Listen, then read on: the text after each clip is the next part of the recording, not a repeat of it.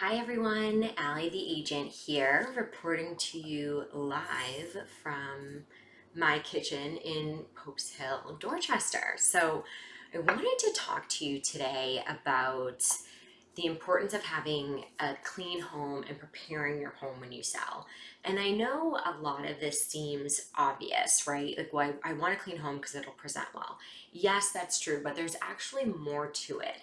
There's a psychological impact that buyers have when they see a home that is not clutter free and clean.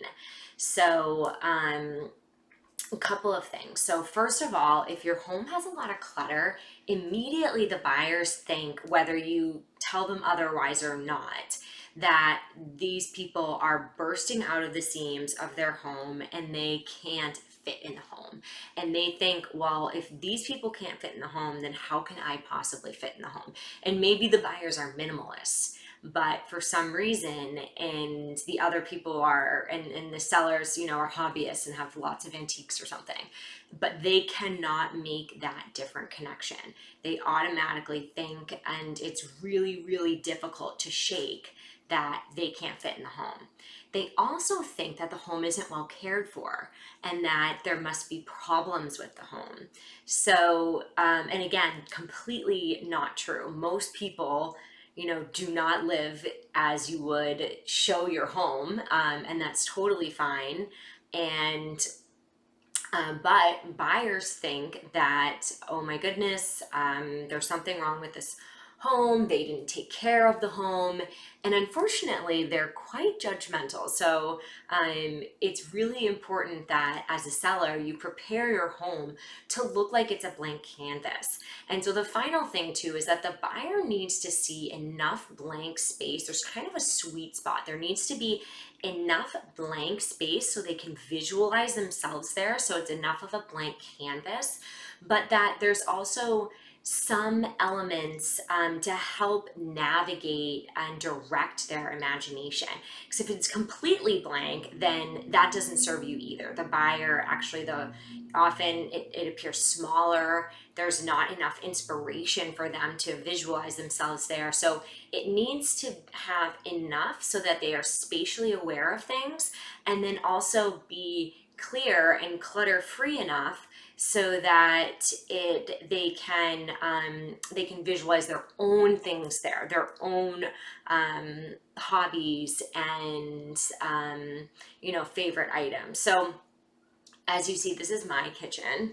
I'm kind of anti knickknack because as a kid, when I had my chores of dusting, I was traumatized by knickknacks and dusting them. So I'm a little anti knickknack, but I usually recommend, particularly in a kitchen, that really just to have your coffee maker, if you even drink coffee, maybe your tea kettle on your counter, and that really should be it.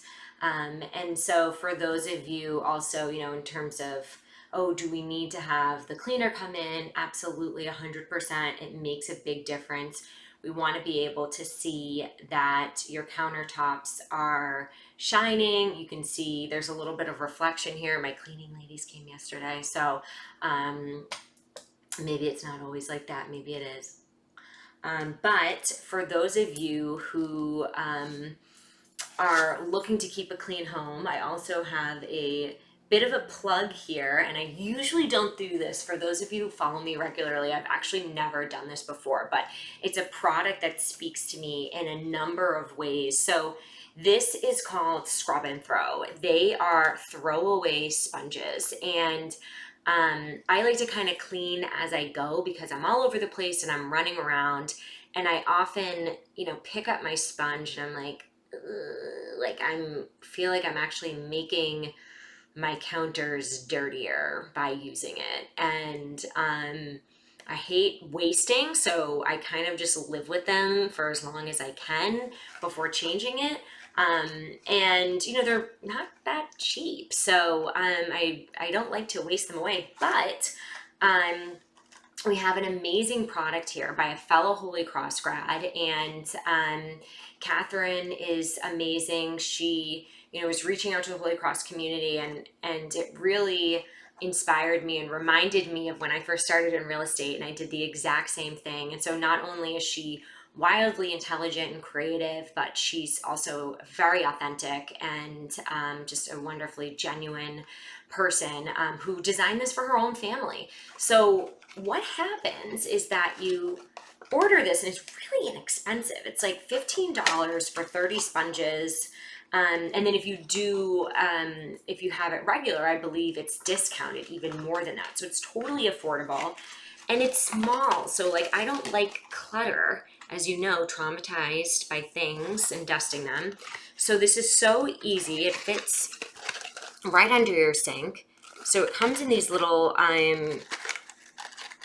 compact, and then you dip it in water and it becomes a full sponge. And you just use this for the day and then you throw it out. And then you pick up your other one. So I think it's absolutely genius.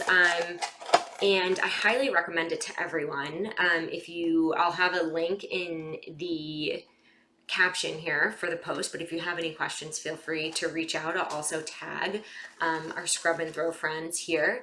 But remember, it's so important to, you don't have to be a neat freak, you don't have to be a clean freak. I'm certainly not one. I'm more of a hider, I like to say. But when you're ready to sell, it is really important. It makes the difference to be able to see that reflection off of your countertops.